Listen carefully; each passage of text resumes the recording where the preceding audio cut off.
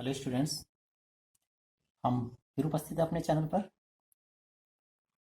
आपके लिए कुछ नया लेकर। आज हम बात करेंगे कक्षा 9 के विद्यार्थियों के लिए। कक्षा 9 के विद्यार्थियों के लिए हम लेकर के आए हैं विज्ञान विषय। विज्ञान विषय में कक्षा 9 के लिए दरअसल 3 पार्ट्स में विज्ञान विषय होता है, एक भौतिक विज्ञान, रसायन विज्ञान और जीव विज्ञान।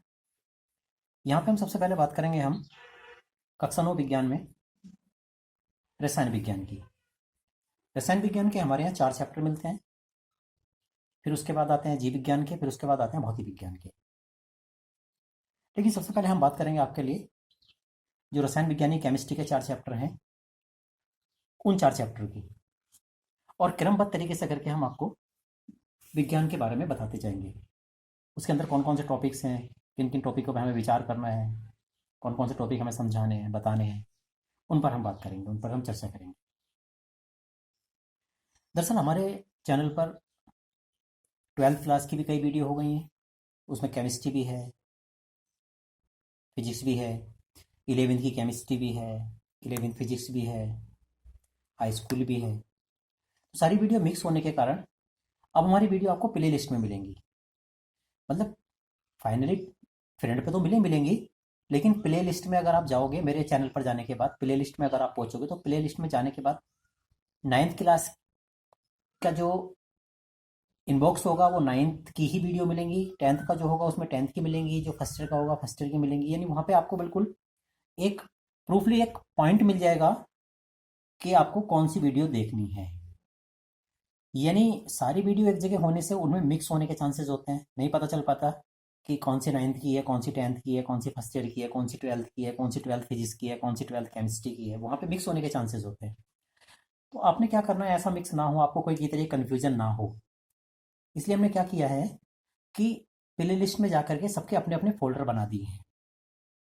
9th क्लास की अगर आपको वीडियो देखनी तो केवल आप 9th वाले फोल्डर पर जाइए, 10th की देखनी है तो 10th वाले फोल्डर पर जाइए, फर्स्ट ईयर की देखनी है तो फर्स्ट ईयर पर जाइए, 12th की देखनी है तो 12th पर जाइए। यानी कुल मिलाकर के आपको क्या करना है, मेरे चैनल पर जाना है।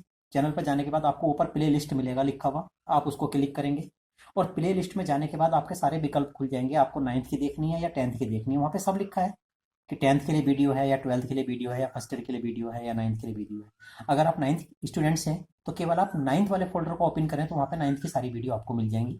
लेकिन बात वही है, सबसे पहले आपको मेरे चैनल पर जाना पड़ेगा। चैनल का नाम आपको पता ही होगा, physics classes by Sanjeev Chauhan के नाम से मेरा चैनल है।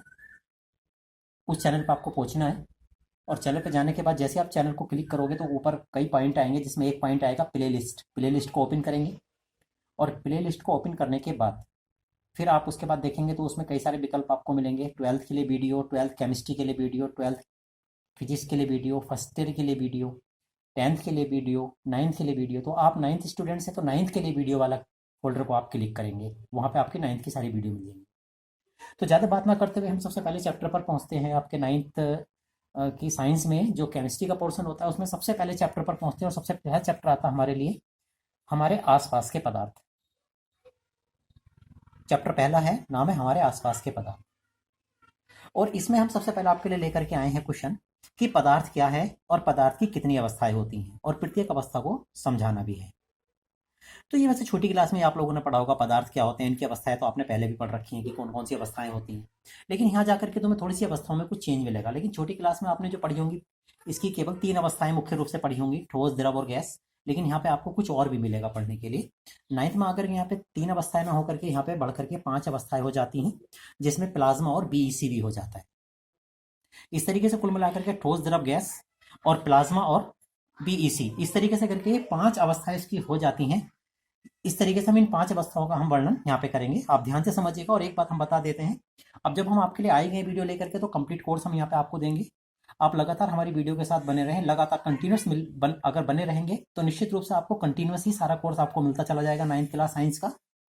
और हमारे चैनल को सब्सक्राइब भी कर लें, तो भी सब्सक्राइब करने से एक फायदा ये होता है कि आपको जैसे हम वीडियो डालेंगे तुरंत फर्स्ट टाइम ही आपको वीडियो मिल जाएगी। आपको ये देखने की आवश्यकता नहीं पड़ेगी यार वीडियो डाली है सर ने कि नहीं डाली है, आपके पास खुद ही खुद मैसेज पहुंच जाएगा कि वीडियो डाल दी है, वो वीडियो आपको तुरंत ही क्विकली ही आपको वो मिल जाएगी। तो चलिए हम बात करते हैं सबसे पहले क्वेश्चन की। सबसे पहला क्वेश्चन आता है इस चैप्टर में, पदार्थ क्या है और पदार्थ की कितनी अवस्थाएं होती हैं, प्रत्येक को समझाना है। पदार्थ क्या होता है?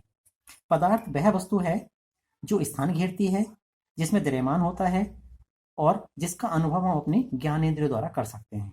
जैसे कुर्सी, दुनिया में जितनी चीजें तुम देखते हो, जिनका आभास करते हो, अनुमान करते हो, वो सारी द्रव्य के अंतर्गत आती हैं। जैसे कुर्सी, मेज, किताब, पानी, वायु, ये सब कुछ जितनी चीजें होती हैं, ये सब पदार्थ के अंतर्गत आती हैं। आपको पता है इस बात का, ये पदार्थ होते हैं। तो क्या होते हैं पदार्थ? पदार्थ वे वस्तु हैं जो स्थान घेरते हैं, जिसमें द्रव्यमान होता है और जिनका अनुभव हम अपने ज्ञानेंद्रियों द्वारा आसानी के साथ कर लेते हैं।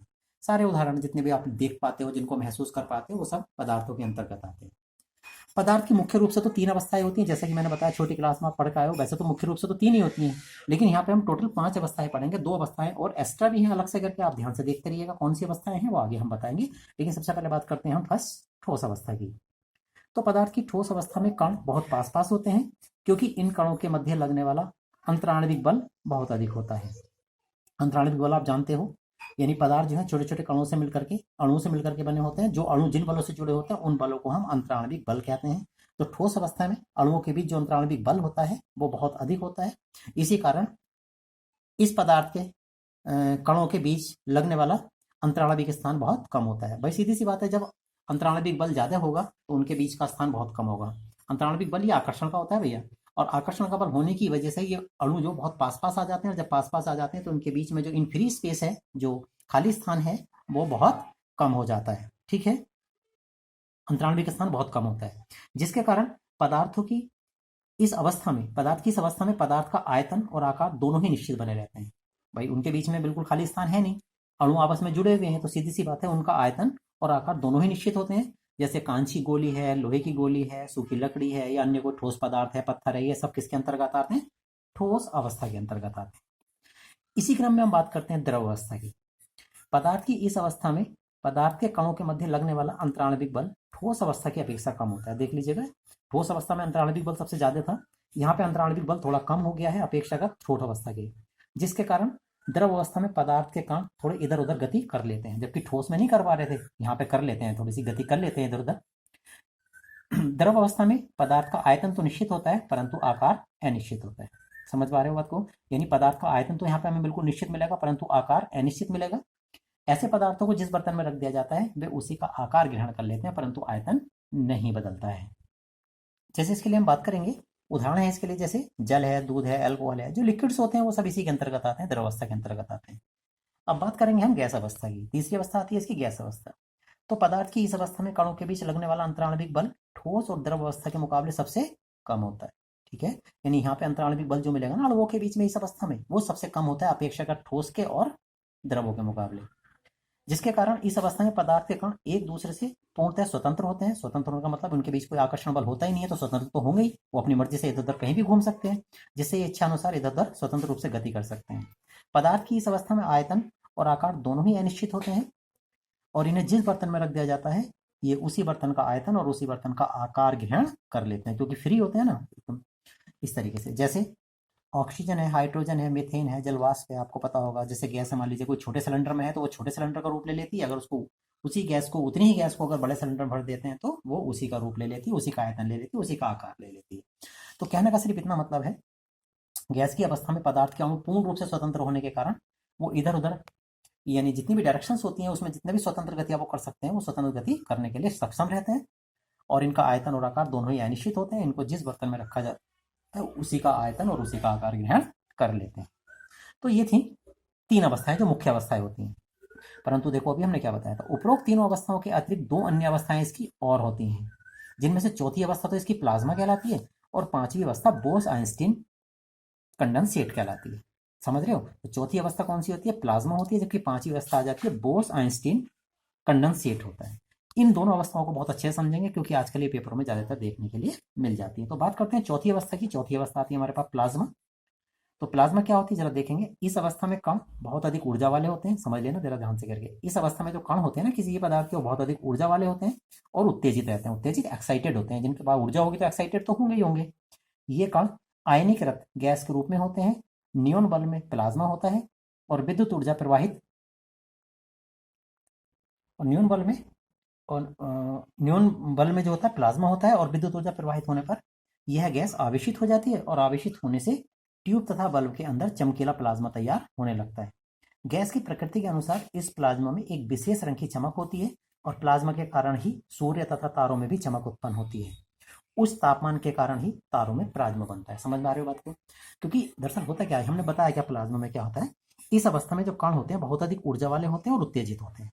ये कण आयनीकृत गैस के रूप में होते हैं, जैसे नियोन बल्ब में प्लाज्मा होता है ना। और विद्युत ऊर्जा प्रवाहित करने पर, यानी जो नियोन बल्ब होते हैं, यानी ऐसे बल्ब जिनमें नियोन गैस भरी होती है, तो उसमें जैसी विद्युत ऊर्जा प्रवाहित करेंगे यह गैस आवेशित हो जाती है और आवेशित होने से ट्यूब तथा बल्ब के अंदर चमकीला प्लाज्मा तैयार हो जाता है, जिसके कारण वो चमक उत्पन्न करने लगते हैं, प्रकाश उत्पन्न करने लगते हैं।